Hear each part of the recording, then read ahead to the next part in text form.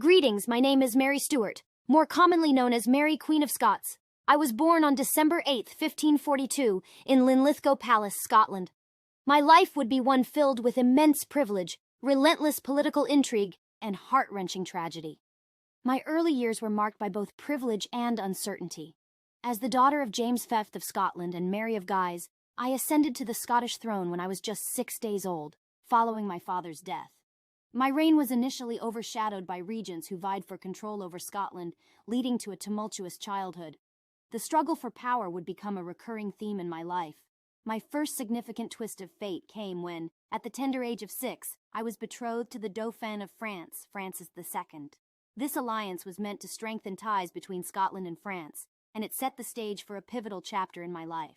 I left my homeland to embark on a new life in the opulent court of France, where I received an education befitting my royal status.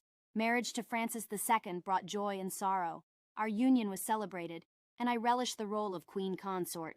However, it was cut short by tragedy when Francis died in 1560, leaving me a widow at the age of 18. It was a crushing blow that would foreshadow the tragedies that lay ahead. Returning to Scotland as a widow and a queen in her early 20s, I faced the daunting task of governing a divided and religiously turbulent nation. My Catholic faith clashed with the Protestant Reformation sweeping across Scotland, leading to conflicts that would define my rule. My marriage to Henry Stuart, Lord Darnley, produced a son who would later become James VI of Scotland and James I of England, but it was marred by betrayal and turmoil. One of the darkest chapters in my life unfolded when Lord Darnley was murdered in 1567. Accusations and suspicions swirled around me, casting a shadow over my reign. My subsequent marriage to James Hepburn, Earl of Bothwell, further fueled rumors and dissent.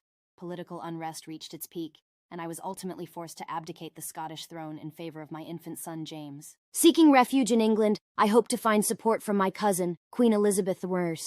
Instead, I was met with house arrest that would last for nearly 2 decades. My imprisonment became a focal point of Catholic conspiracies to overthrow Elizabeth and place me on the English throne. Despite my fervent denials of involvement in these plots, they sealed my fate.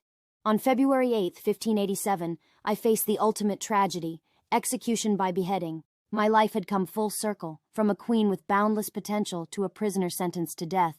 My legacy would endure through my son James, who would go on to become the king of both Scotland and England, uniting the two realms under the Stuart dynasty.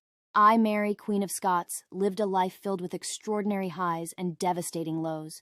My legacy is one of resilience, political turmoil, and enduring fascination.